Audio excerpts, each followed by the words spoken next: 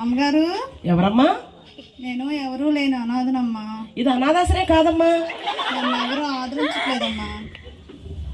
నాకు ఎక్కడో చోట కొంచెం మీ ఇంట్లో ఏదో మూల కొంచెం స్థలం ఇవ్వండి అమ్మా. మాకు మా కోడళ్ళకి మాకే చాలదు, నీకు స్థలం ఇవ్వాలా?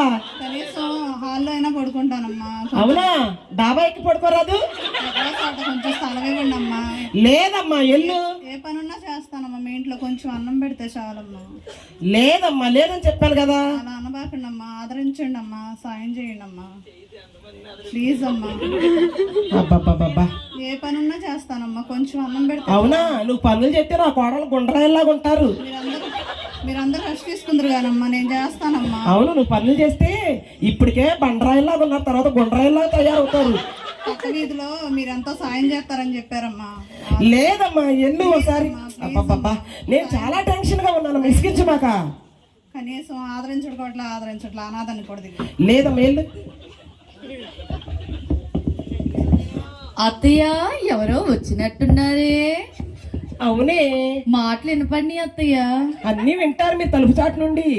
ఎవరత్తయ్య వచ్చింది? అనాథ అంటే అనాథ. మరి మాకు తోడుగా చేదోడు వాదోడుగా ఉండేది కత్తయ్య, మాకు పని దబ్బిచ్చేది. మీరేంటత్తయ్య పంపించేశారు? అవునా?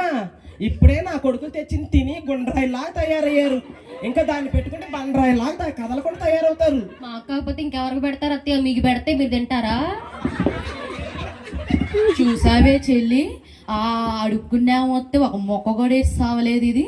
మళ్ళీ ఏమో ఆర్పిసిఎం మినిస్ట్రీస్ నుంచి విశ్వాస వస్తే ఒక చీర మొక్క కూడా ఇవ్వలేదు. ఏం మనిషే! ఏం సహాయం చేయాలి? బీరువా నిండా చీరలే దీనికి. అయినా కనుక అనుకునేది కానిలే గాని మనకేమో చీరలు, ఇంకా దానికేమవుతుంది?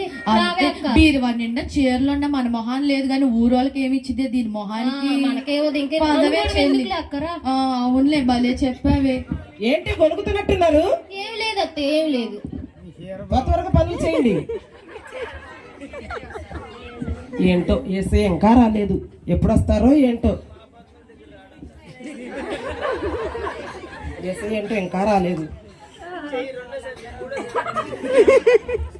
యేసు ప్రభువా, నువ్వు ఇచ్చిన మాట తప్పవుగా తండ్రి. ఇంకా రాలేదేంటి ఏసయ్యా? నా గృహానికి మిమ్మల్ని అతిథులుగా ఆహ్వానించాను కదా తండ్రి. ఇచ్చానని వస్తానని మాట ఇచ్చారు కనుక మీకోసం ఎదురు చూస్తున్నానయ్యా. మీరు తప్పనిసరిగా రండి ఏసయ్యా. ఆమేన్. నా కుమారి, నేను 4 సార్లు మీ ఇంటికి వచ్చాను నువ్వు పిలిచావని చెప్పి. ఒక్కసారి నువ్వు పిలిస్తే నేను నీకోసం 4 సార్లు నీ ఇంటి తలుపు తట్టాను. నువ్వు నన్ను గ్రహించలేదు. నా వాక్యం నేను ఏం చెప్పాను? బీదలకు సహాయం చేయడం అంటే యెహోవాకు అప్పివ్వడం అని చెప్పి నేను మీకు తెలియపరిచాను కదా. ఆ రీతిగానే 4 సార్లు నువ్వు ఎవరికైనా సహాయం చేసి ప్రార్థనా పరురాలు అని నిరూపించుకుంటావని చెప్పి బీదవాడిగా ఒకరిని పంపించాను. కనీసము ఆహారం కూడా అడిగి పెట్టకుండా తోసేసావు. మరి వరదలో మొత్తం అంతా మునిగిపోయి కనికర హృదయం కలిగి కనీసం ఒక బట్టలన్నా ఇవ్వమని చెప్పి మీ ఇంటికి వచ్చి నేను అడిగినప్పుడు కనీసం ఒక ముక్క కూడా వాళ్ళకి నువ్వు ఇవ్వలేదు. రోగి వచ్చి వణికిపోతూ ఒక దుప్పటి నాకు ఇవ్వమ్మా అని చెప్పి నేను అడిగినప్పుడు మరి నేను జ్ఞాపకం లేదా నీకు? నా మాట నీకు జ్ఞాపకం లేదా? అప్పుడు కూడా నీ ఇంటి తలుపు తట్టాను. ఆహారం లేదని చెప్పి కడుపు పట్టుకొని అలమటిస్తున్న ఆ తల్లి వచ్చినప్పుడు మీ ఇంటికి నేను వచ్చే తొందరలో ఆకలిని కూడా మర్చిపోయి నువ్వు సహాయం కూడా చేయకపోగా ఒక ముద్ద అన్నం కూడా పెట్టలా. ఇవన్నీ ఈ 4 సార్లు నీ కోసము నువ్వు నన్ను ఒకసారి ఈ వాక్యంలో ఉన్న నన్ను గ్రహిస్తావేమోనని చెప్పి నీ ఇంటికి వచ్చి నీ తలుపు తట్టాను, కానీ గ్రహించలేదు. అందరూ ఒకసారి గమనించండి. యేసుక్రీస్తుని కలిగి ఉండడం అంటే లేని వారికి ఇవ్వడం, వ్యాధిలో ఉన్న వారికి పరామర్శించడం, వారి కొరకు ప్రార్థించడం, అలాగే నిన్ను ప్రేమించుకున్నట్టే నీ పొరుగు వారిని కూడా ప్రేమించడమే. ఇదే యేసుక్రీస్తు అంటే. నేను ప్రతిరోజు అందరి తలుపులు తడుతూనే ఉంటాను, కానీ ఎవరు కూడా నన్ను పట్టించుకోరు.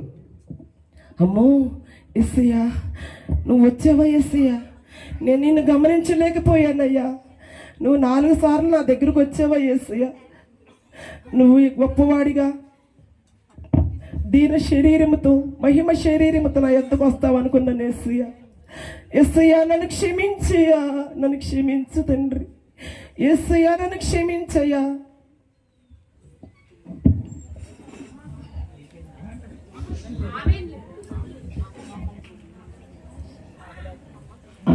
అమ్మా జ్యోతిక అరసా అత్తయ్య గారండి, ఏంటండి, ఏమైందండి అలా ఉన్నారు? అత్తయ్య, ఏమైంది అత్తయ్య? నన్ను క్షమించండి. అత్తయ్య ఊరుకు, ఏమైంది? ఊరుకు ఏమైంది? నా కఠినమైన మనసుతో మిమ్మల్ని ఎంతగానో బాధ పెట్టానమ్మా. అత్తయ్య పర్వాలేదు అత్తయ్య, ఎందుకు అత్తయ్య, ఏమైంది మీకు? మీలో ఈ మార్పుకి కారణం ఏసై వచ్చి వెళ్ళిపోయారంట, నేను గమనించుకోలేకపోయాను. అవునా అత్తయ్య? నాకున్న గర్భంతో భిక్షగాడు వస్తే తోసేశాను, అనాథ వస్తే తోసేశాను. ఊరుకోండి అత్తయ్య, అత్తయ్య నన్ను బాధపడ క్షమించాలమ్మా, మీరు క్షమించాలి. బాధపడమాక అత్తయ్య, బాధపడబాక. నిజమైన క్రిస్మస్ అంటే పిండి వంటలు కాదు, ఇంట్లో బూజు దులుపుకోవడం కాదు, షాపింగ్ చేయడం కాదు, పట్టు చీరలు కట్టుకోవడం కాదు. నిజమైన క్రిస్మస్ అంటే మన హృదయాల్లో క్రీస్తు జన్మించటం. అత్తయ్య మమ్మల్ని కూడా క్షమించండి అత్తయ్య.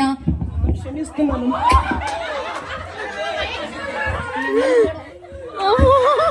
మా దురుసు మాటలతో మిమ్మల్ని కూడా మేము చాటు మాటను తిట్టుకున్నాం అత్తయ్య గారండి. తప్పుగా అనుకున్న అత్తయ్య గారు, క్షమించండి అత్తయ్య. గారు. క్షమించానమ్మా, పెద్ద మనసుతో మిమ్మల్ని క్షమించానమ్మా. నా యేసు రాజు నాకై పుట్టిన రోజు, నా యేసు రాజు నాకై పుట్టిన రోజు,